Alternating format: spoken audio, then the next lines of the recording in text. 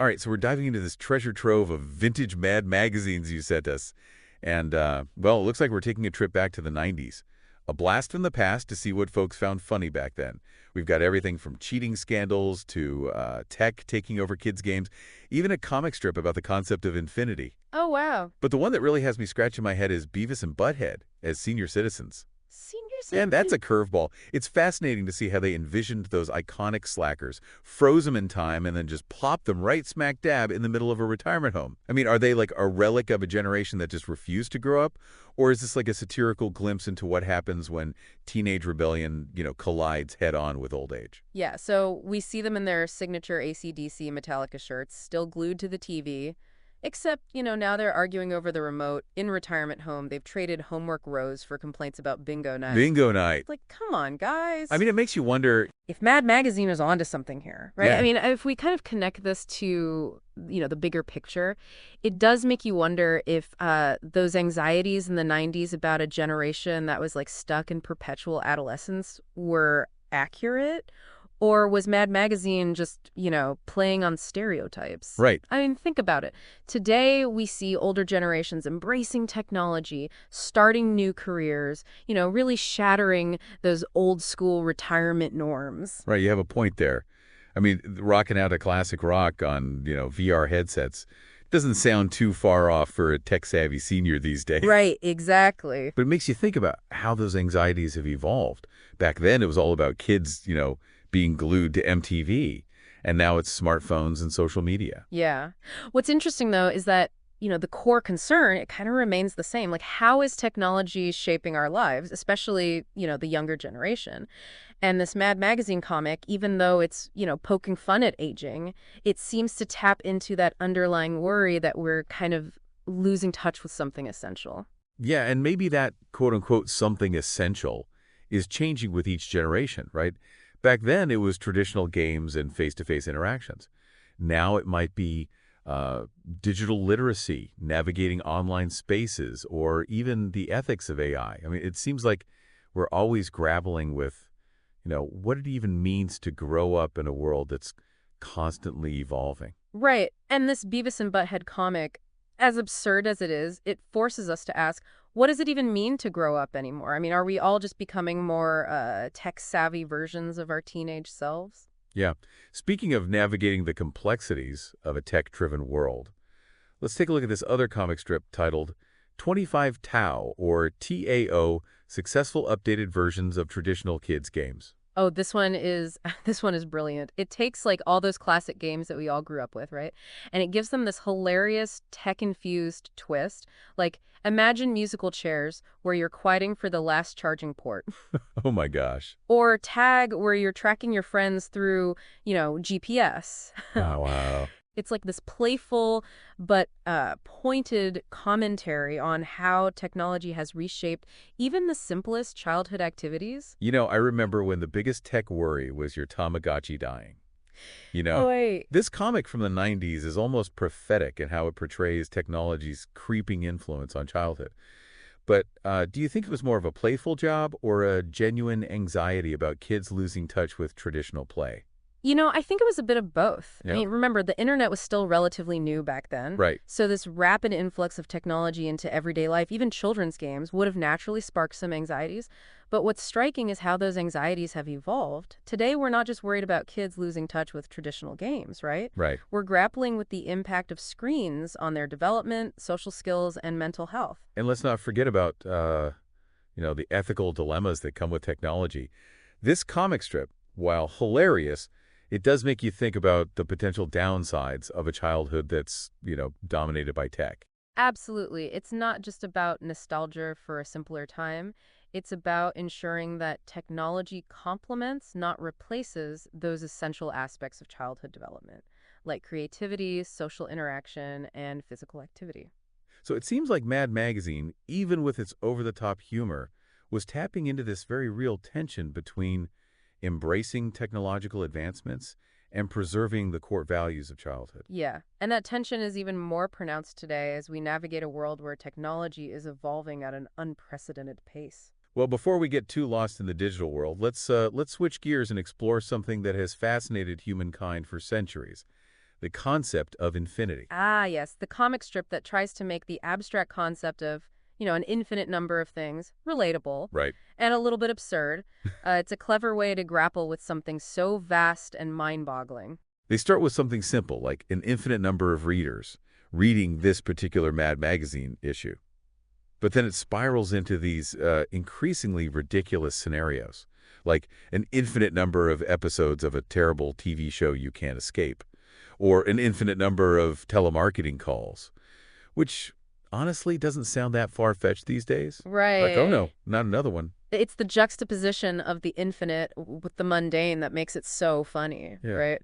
It's almost like Mad Magazine is saying, hey, even the most mind-blowing concepts can be brought down to earth with a little bit of humor. Exactly. It's like they're acknowledging the absurdity of it all, that we can never truly grasp infinity, so we might as well laugh at it. And that laughter, I think, is a sign of our resilience. Mhm. It's how we cope with the vastness of the universe and the things we can't fully comprehend.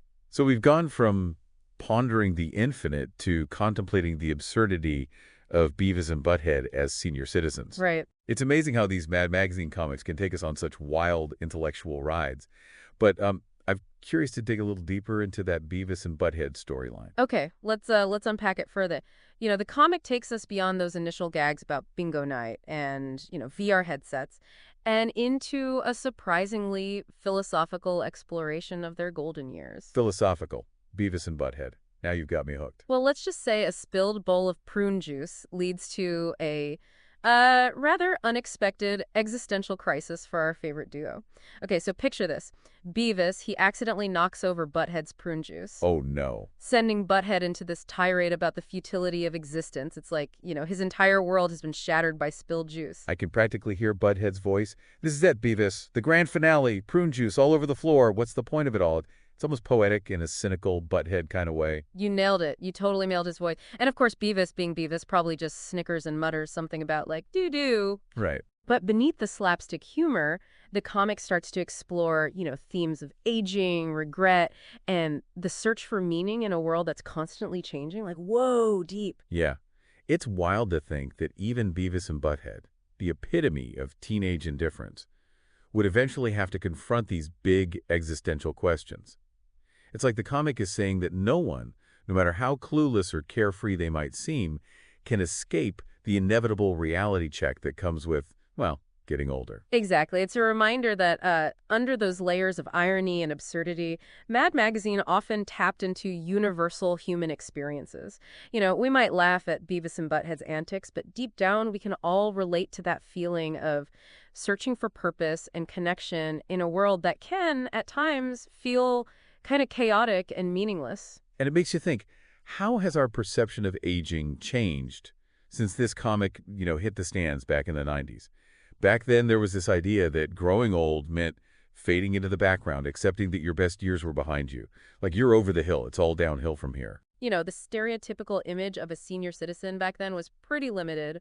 Rocking chairs, bingo nuts, early bird specials at the diner. Right, like that's it. But today, we're seeing a much more dynamic and diverse picture of aging. People are living longer, healthier lives. They're staying active, pursuing new passions, and really shattering those outdated expectations of what it means to be old. I mean, imagine Beavis and Butthead in that context. Starting a heavy metal band in the retirement home, Oh, yeah. crashing their wheelchairs into the buffet table, or using their walkers to pull these elaborate pranks on the nursing staff. It's a hilarious image. But it speaks to this idea that aging doesn't have to mean giving up on your passions or your sense of humor. Maybe it's about finding new ways to express those things, adapting to the changes that, come with each stage of life, and embracing the unexpected, even if it involves a few spills along the way. So maybe Beavis and Butthead, those eternal teenagers, can teach us a thing or two about aging gracefully. Who would have thought? Right. But speaking of pop culture icons from the 90s, it makes you wonder, where are they all now? Where would the Fresh Prince be today?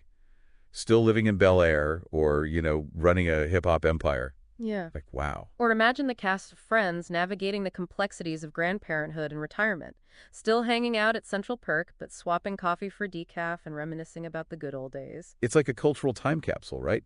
Imagining how these characters who once defined a generation would navigate the world today, It's a fun way to reflect on how our values and perceptions have shifted over time. It speaks to the enduring power of pop culture, right? These characters and stories, even decades later, they continue to spark our imaginations, and they provide a lens for understanding our own lives and the challenges we face. Yeah, it's a reminder that even though times change, certain themes and anxieties remain timeless.